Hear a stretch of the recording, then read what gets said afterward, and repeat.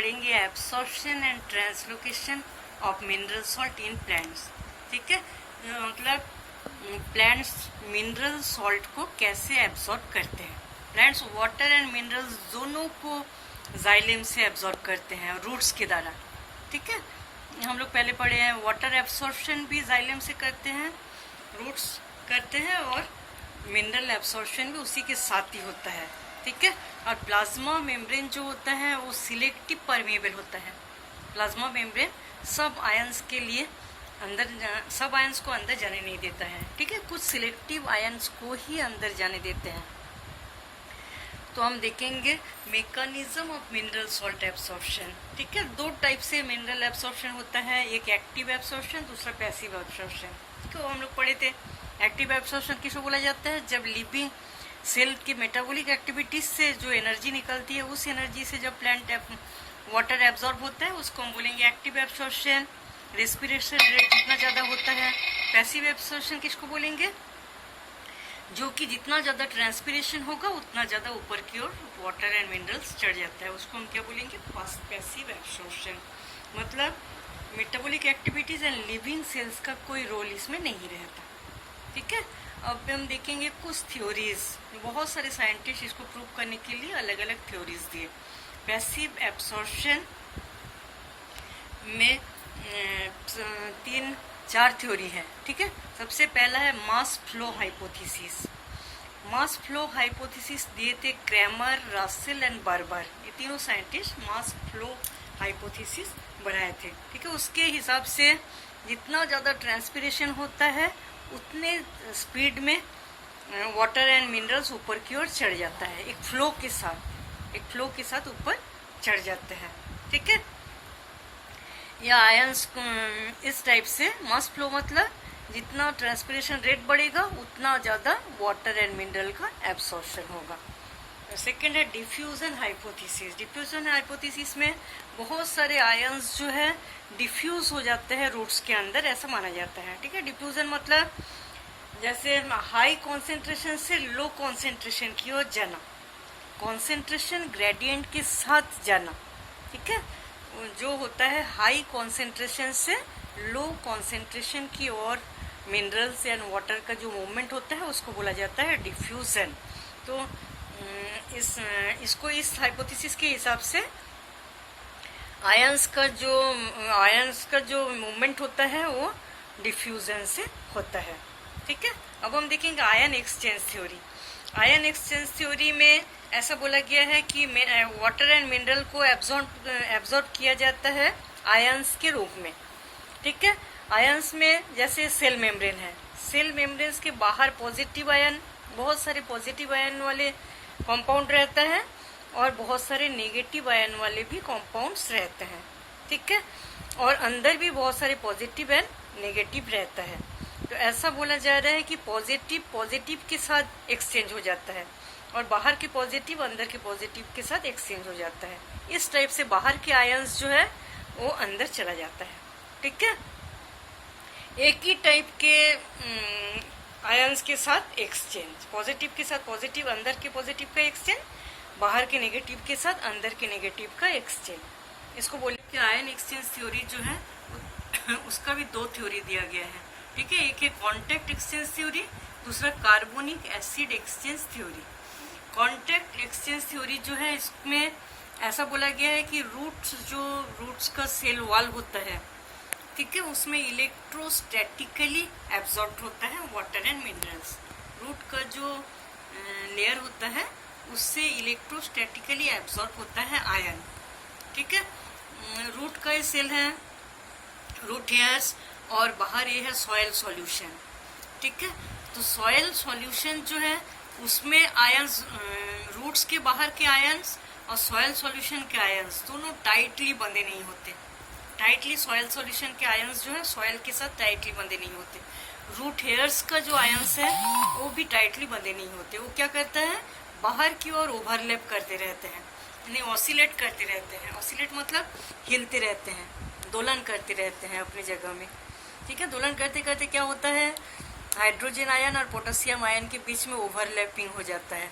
Overlapping से potassium ion अंदर चला गया, हाइड्रोजन आयन बाहर आ जाता है। ठीक है, इस थ्योरी में क्या बोला गया है, इसको दिए हैं जेनी एंड ओवरस्ट्रीट। इसने क्या बोले कि रूट्स का जो लेयर होता है, रूट हेयर का जो लेयर है उसमें मिनरल्स जो है इलेक्ट्रोस्टैटिकली एब्जॉर्ब होता रहता है। ठीक है, रूट्स और क्ले पार्टिकल, इसकी रूट्स के जो आयंस होता है वो भी ढीला रूप से अरेंज रहता है, और क्ले पार्टिकल सॉइल का जो आयंस रहता है वो भी ढीला रूप से अरेंज रहता है। ठीक है, लूजली अरेंज रहता है दोनों, और ये अपने जगह में ऑसिलेट करते रहते हैं, मतलब हिलते रहते हैं। हिलते हिलते क्या होता है, इसके आयन के साथ ओवरलैप हो जाता है और एक्सचेंज हो जाता है। ठीक है, इसको हम बोलेंगे कॉन्टैक्ट एक्सचेंज थ्योरी। अब हम देखेंगे carbonic acid exchange theory. Carbonic acid exchange theory को के हिसाब से जो कार्बन डाइऑक्साइड लगातार इसमें गैसियस एक्सचेंज होता रहता है रूट्स में, रूट हेयर्स में। ठीक है, और गैसियस एक्सचेंज से क्या होता है, कार्बन डाइऑक्साइड रेस्पिरेशन से लगातार इससे निकलता है। ठीक है, ऑक्सीजन एब्जॉर्ब करता है, कार्बन डाइऑक्साइड निकलता है। तो कार्बन डाइऑक्साइड जो है बाहर के सॉइल सॉल्यूशन के में जो वाटर रहता है उसके साथ रिएक्शन करता है। ठीक है, इससे जो रेस्पिरेशन से कार्बन डाइऑक्साइड निकलता है वो कार्बन डाइऑक्साइड सॉइल सॉल्यूशन में प्रेजेंट जो वाटर रहता है उसके साथ रिएक्शन करता है। रिएक्शन करके क्या बनाता है, H2CO3 कार्बोनिक एसिड। ठीक है, और कार्बोनिक एसिड दो भागों में बढ़ जाता है, H आयन और HCO3 आयन। ठीक है, अब क्ले पार्टिकल जो सॉइल का पार्टिकल रहता है उसमें पोटेशियम प्रेजेंट रहता है, उस पोटेशियम के साथ इस हाइड्रोजन आयन का एक्सचेंज हो जाता है। ठीक है, हाइड्रोजन आयन सॉइल में आ जाता है और पोटेशियम आयन यहाँ चला जाता है। उसके बाद पोटेशियम आयन इसके साथ रिएक्शन करता है HCO3 और बनाता है KHCO3। ठीक है, अब KHCO3 जो है वो सॉल्यूशन के रूप में रूट सेल्स के अंदर डिफ्यूज हो जाता है। ठीक है, रूट हेयर सरफेस से अंदर की ओर डिफ्यूज हो जाता है। सबसे पहले कार्बोनिक एक्सचेंज थ्योरी को और एक बार देख लेते हैं। इसमें क्या होता है, ऐसा बोला जा रहा है कि इसमें जब गैसियस एक्सचेंज होता है, मतलब इसमें रेस्पिरेशन लगातार चलता रहता है, ऑक्सीजन अंदर आता है, कार्बन डाइऑक्साइड बाहर जाता है। तो इससे जब कार्बन डाइऑक्साइड निकलता है तो वो सॉइल में प्रेजेंट वाटर के साथ, सॉइल सॉल्यूशन रहता है, उस सॉल्यूशन के वाटर के साथ रिएक्शन करता है और बनाता है H2CO3। ठीक है, H2CO3 दो भागों में बढ़ जाता है, H एंड HCO3। अब सॉइल में जो पोटेशियम पहले से ही प्रेजेंट रहता है उस पोटेशियम के साथ इस हाइड्रोजन का एक्सचेंज हो जाता है और क्या बनाता है, पोटेशियम हाइड्रोजन कार्बोनेट। ये क्या होता है, इसके वॉल से अंदर की ओर डिफ्यूज हो जाता है रूट हेयर्स के। इस टाइप से अंदर आयन एब्जॉर्प्शन हो जाता है। ठीक है, अब हम देखेंगे डोनर इक्विलिब्रियम थ्योरी। इतना सब पैसिव एब्जॉर्प्शन में आता है। ठीक है, mass flow hypothesis, diffusion hypothesis, ion exchange theory और Donnan equilibrium theory. Donnan equilibrium theory को दिया गया था डोनन की तरह, डोनन दिए थे इसको सबसे पहले।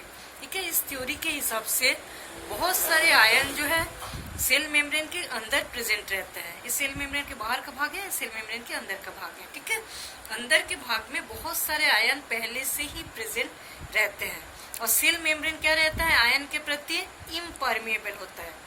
ये आयन्स को सिलेक्टिव परमेबल होता है, अंदर सब आयन्स को अंदर आने नहीं देता है। ठीक है, तो क्या होता है, अंदर में जैसे यहाँ बहुत सारे पॉजिटिव आयन है, अंदर बहुत सारे नेगेटिव आयन भी है, पॉजिटिव भी है, यहाँ भी नेगेटिव आयन भी है। तो क्या होता है, पॉजिटिव आयन नेगेटिव आयन से बहुत ज्यादा अट्रैक्ट करता है। ठीक है, अट्रैक्ट करने से क्या हो जाएगा, नेगेटिव आयन बाहर आ जाएगा और नहीं तो पॉजिटिव और नेगेटिव, पॉजिटिव नेगेटिव के साथ कंपाउंड बना लेगा, यहाँ नेगेटिव पॉजिटिव के साथ जुड़ जाएगा। ऐसा करके जब तक इक्विलिब्रियम नहीं हो जाता, मतलब सेल के अंदर के सॉल्यूशन का आयन और बाहर के सॉल्यूशन के आयन दोनों जब पूरी तरह से सैचुरेटेड ना हो जाए, सैचुरेटेड मतलब हर नेगेटिव आयन अंदर के पॉजिटिव के साथ जुड़ जाएगा और हर पॉजिटिव आयन बाहर के नेगेटिव से जुड़ जाएगा, जब तक इक्विलिब्रियम ना हो, जब तक दोनों पूरी तरह से इक्विलिब्रियम में ना आ जाए। इसको बोलते हैं सैचुरेशन इफेक्ट। दोनों जब पूरी तरह से संतुलित रहते हैं पॉजिटिव और नेगेटिव की तरह, इसी को बोला जाता है डोनर इक्विलिब्रियम। ठीक है, डोनर इक्विलिब्रियम थ्योरी इसी को बोला जाता है। इसको ऐसे लिखा गया, जैसे क्लोरीन आउटसाइड पोटेशियम इनसाइड, इससे एक्सचेंज हो गया। क्लोरीन इनसाइड, पोटेशियम आउटसाइड, इससे एक्सचेंज हो जाएगा।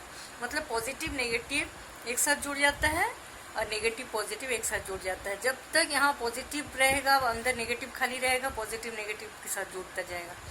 इस टाइप से दोनों साइड पूरे इक्विलिब्रियम, दोनों साइड में समान समान पॉजिटिव नेगेटिव जब तक नहीं आता, ये सब इस टाइप का प्रोसेस चलता रहता है। इसी को बोला जाता है डोनल इक्विलिब्रियम थ्योरी।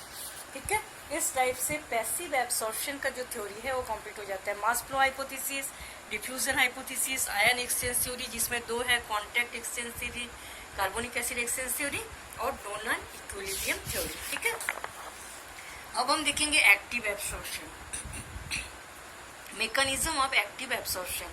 इसको दिए थे बेंडेन एंड ऑनर्ट, बेंडेन ऑनर्ट दिए थे। ठीक है, इसमें 3 टाइप के थ्योरी एक्टिव एब्सॉर्प्शन में दिया गया। एक है कैरियर कॉन्सेप्ट, दूसरा साइटोक्रोम पंप हाइपोथेसिस, थर्ड है बेनेट क्लार्क हाइपोथेसिस और लेसिथिन कॉन्सेप्ट। ठीक है, सबसे पहले है कैरियर कॉन्सेप्ट। कैरियर कॉन्सेप्ट में ऐसा बोला गया है, कोई ना कोई कैरियर रहता है जो कि बाहर से आयन को अंदर ले जाने में हेल्प करता है। ठीक है, कोई ना कोई कैरियर प्रेजेंट रहता है सेल मेम्ब्रेन के बाहर, जो कि बाहर से अंदर की ओर आयंस को ले जाने के लिए हेल्प करता है। ठीक है, प्लाज्मा मेम्ब्रेन हम लोग जानते हैं फ्री आयंस के लिए इम्परमेबल होता है। कुछ ना कुछ कंपाउंड ऐसा प्रेजेंट रहता है जो कैरियर का काम करता है। वो कंपाउंड क्या करेगा, आयन के साथ मिक्स होके कैरियर आयन कॉम्प्लेक्स बनाएगा। ठीक है, कैरियर इसमें इस एग्जांपल से हम देख सकते हैं। ठीक है, सबसे पहले बहुत सारे कंपाउंड बाहर प्रेजेंट रहते हैं कैरियर के रूप में। जो प्लाज्मा मेम्ब्रेन जो है फ्री आयंस के लिए इम्परमेबल होता है और ये है कैरियर कंपाउंड। ठीक है, कैरियर कंपाउंड क्या करेगा, आयंस के साथ जुड़ जाएगा, जुड़ के बनाएगा कैरियर आयन कॉम्प्लेक्स। ठीक है, इसके बाद वो क्या करेगा, इनर मेम्ब्रेन में उसको डाल देगा, उस आयंस को इनर मेम्ब्रेन में आ जाता है और कैरियर फिर फ्री हो जाता है। जैसे एंजाइम का रिएक्शन होता है उस टाइप का। ठीक है, कैरियर तो ऐसा बोला गया है कि कैरियर जो है वो पहले इनएक्टिव रहता है, सेल मेम्ब्रेन के बाहर इनएक्टिव पड़ा रहता है। ठीक है, वो काइनेज एंजाइम और फॉस्फेटेज एंजाइम, फॉस्फेटेज और काइनेज एंजाइम की प्रेजेंस में एटीपी के हेल्प से कैरियर जो है एक्टिव हो जाता है। ठीक है, वो कैरियर कंपाउंड जो है वो क्या रहता है, पहले इनएक्टिव सेल मेम्ब्रेन के बाहर रहता है, लेकिन काइनेज एंजाइम और फॉस्फेटेज एंजाइम और एटीपी इसकी हेल्प से वो एक्टिव हो जाता है। ठीक है, एक्टिव होने के बाद एक्टिव कैरियर आयन के साथ जुड़ जाएगा, आयन के साथ जुड़ के कैरियर आयन कॉम्प्लेक्स बनाएगा, कैरियर आयन कॉम्प्लेक्स। उसके बाद फिर मेम्ब्रेन के अंदर जाके कैरियर अलग हो जाता है, आयन अलग हो जाता है, फिर कैरियर बाहर चला जाता है और दूसरे आयन को लाने का काम करते हैं। ठीक है, अलग अलग कैरियर अलग अलग आयंस को लाते हैं, अलग अलग आयंस को एब्जॉर्प्शन के लिए अलग अलग कैरियर काम करता है। ठीक है, अब हम देखेंगे cytochrome pump hypothesis. Cytochrome pump hypothesis जो है उसको दिए थे लुंडेगार्थ एंड बारस्ट्रॉम, लुंडेगार्थ एंड बारस्ट्रॉम। ठीक है, इसने बोले एनायन का एब्सॉर्प्शन